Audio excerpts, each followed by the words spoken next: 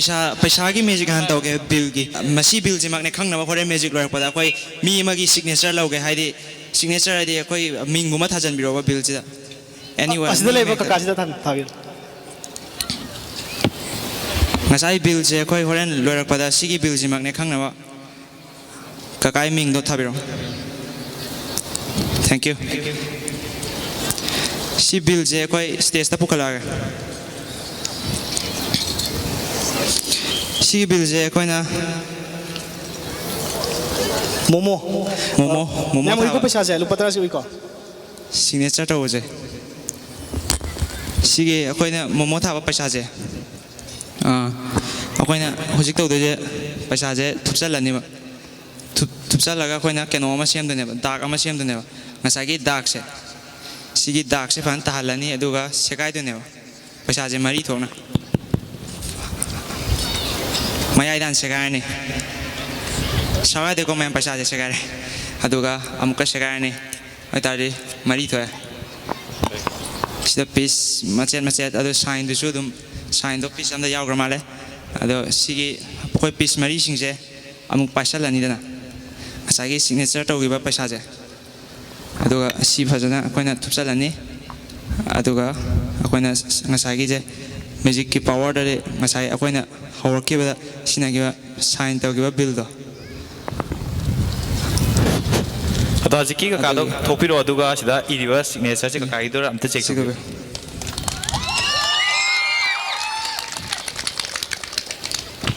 Sumberlam. It's right. Handak kunti akoi nupa me amarak tagi wallet jawo ke khutang piron wallet jawo ke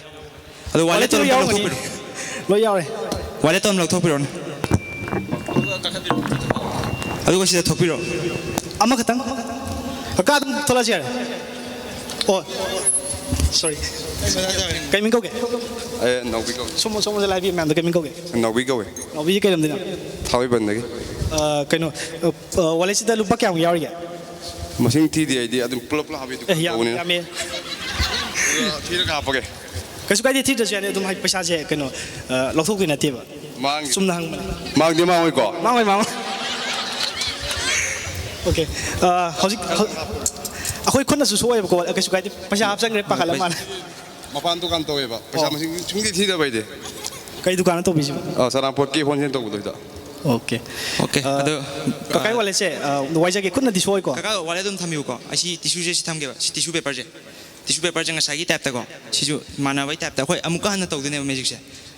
kaka ge signature hai tare ko signature am tabi sida ulake una ba adum khar khang na ba adum sangelo ko su kai di sida ai na ta le mayam du piu ne signature je mayam yar ko sigi sign signature gi je ado khoi kaka gi wallet che ko kaka tang lam na le piu ko ai horen kaka gi wa si da pa la ge ko kaka wallet che khut ani gi maya tham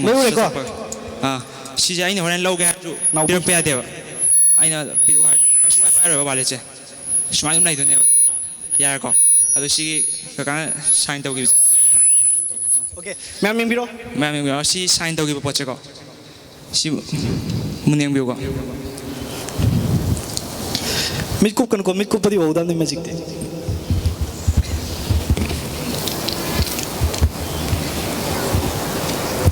on the count of 3 2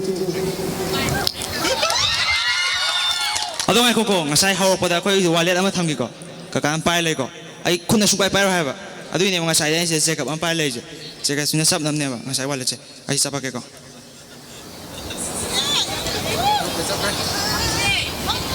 wallet che pai lai khunna pai di ko wallet si manung da ko and once again in the count of 3 1 2 and 2 wallet mong diaw me do si ngasai sign to gi baduram tem bio sign to gi badura sign to gi bane da sumram ta ma'am da sumen aina Summa di- hajan mata ba sing sum da sume si mayam sume ama ani Mani. sambiro da sidi open mic ni loi sanga ju mi manga chu ji ani wali Nupisu yae. Sure, sure. Mga sure. Oh, okay, sure. Bro, mga sida parang saan lepyun. Stage ta kakapiro. Stage ta. Okay. Stage daw siya.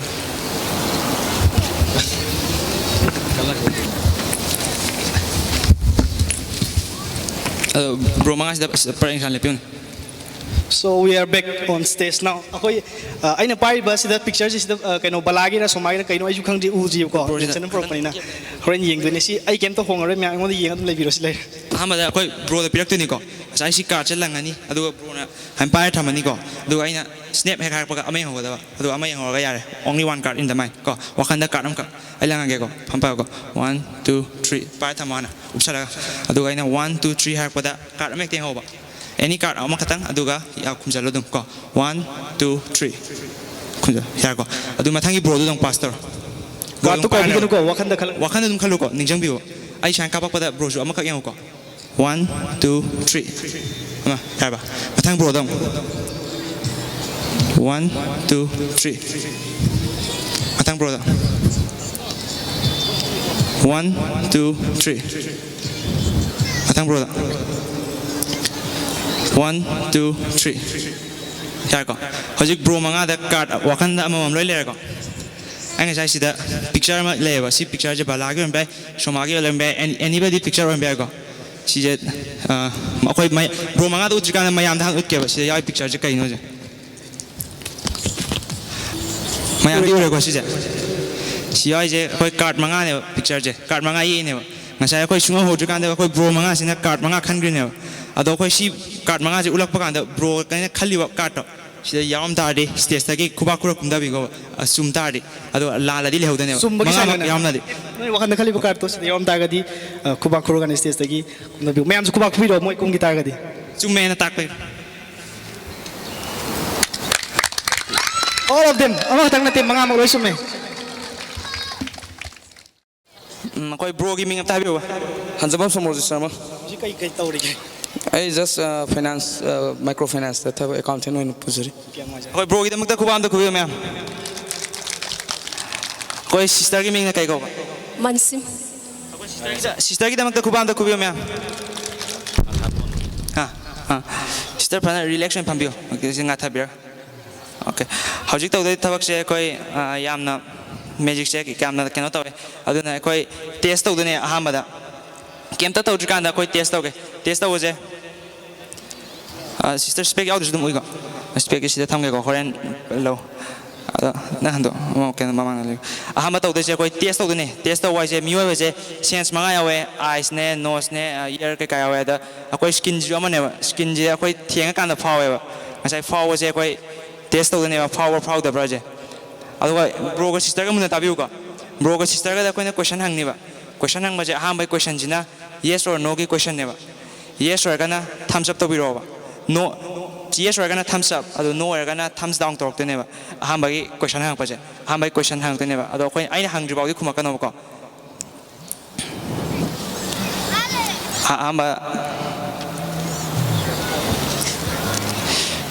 sister theng ba biro pa yes to biro de okay bro da should bro theng ba biro okay horen aina question hang kan habiro ba mathangi question jina kai question ha kan sida koina location hang tene ba haidi suppose aina hange da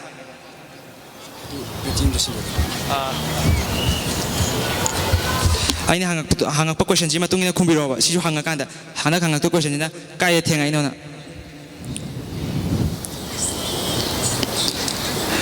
bro gi right hand tuna kai theng aina dom te indicate to biron akoi sister do test to ko sister gi right hand na kai theng aina dom te indicate to biron okay bro sister ya ni ko horen hang to je question ani kadani ha by question jina yes or no yes are gonna thumbs up no are gonna thumbs down ani su by question jina kai theng aina ha ga koi gi ngasai gi right hand jina indicate to deba ado aina question hek hangak paga dum khumbiro ko question je hanga kan do ne khumbiro hangak tra gadi khumbira kanwa aduna mid ushan bio bro sister ga ni ma mid che dum che no ushan bio ado phana relax mode ta layo ngasai taw de che koi mobile gi tap ta hotspot wifi thadok pai tap ta koi thadok ka connection am tham du ne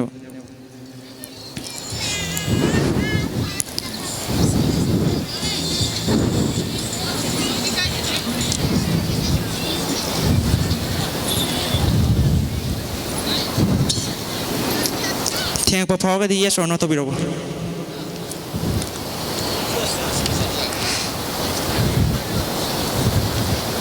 ꯍꯧꯖꯤꯛ ꯊꯦꯡꯉꯛꯄꯗꯣ ꯀꯥꯏꯗꯅꯣꯁꯦ ꯈꯨꯠ ꯌꯦꯠꯅ ꯑꯝꯇ ꯏꯟꯗꯤꯀꯦꯠ ꯇꯧꯕꯤꯔꯣ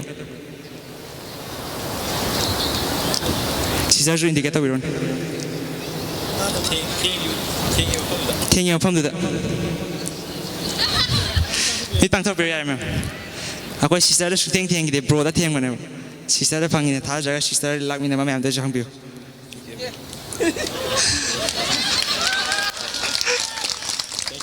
sister ꯃꯤꯡꯗꯨ ꯀꯩꯕ ꯃꯟꯁꯤꯝ ꯍꯧꯖꯤꯛꯀꯤꯗꯣ ꯁꯨꯃꯥꯏꯅ ꯌꯥꯝ shop ꯑꯣꯏꯅ ꯁꯨꯃꯥꯏꯅ ꯀꯩꯅꯣ ꯐꯥꯎꯔꯗꯤ ꯁꯨꯝ ꯍꯥꯏꯖꯟꯗꯕꯤꯗ ꯑꯁꯦꯡꯕꯗ ꯍꯥꯏꯕꯤꯌꯨ ꯐꯥꯎꯋꯦ ꯁꯤꯗ ꯐꯥꯎꯋꯦ ꯁꯤꯗ ꯐꯥꯎꯋꯦ ꯑꯩꯗꯤ ꯑꯁꯤ ꯗꯗꯥꯁꯤꯗ ꯇꯧꯕꯅꯦ ꯈꯗꯛ ꯇꯧ ꯅꯠꯇꯦ ꯃꯦꯖꯤꯛ ꯑꯩꯗꯤ ꯁꯤꯅꯦ ꯍꯣꯏ ꯌꯥꯔꯦ ꯊꯦꯡꯛ ꯌꯨ ꯃꯌꯥꯝ ꯕ꯭ꯔꯗꯔꯒ ꯁꯤꯁꯇꯔꯒꯤ ꯑꯝꯇ ꯍꯧꯕ ꯈꯨꯄꯥ ꯑꯝꯇ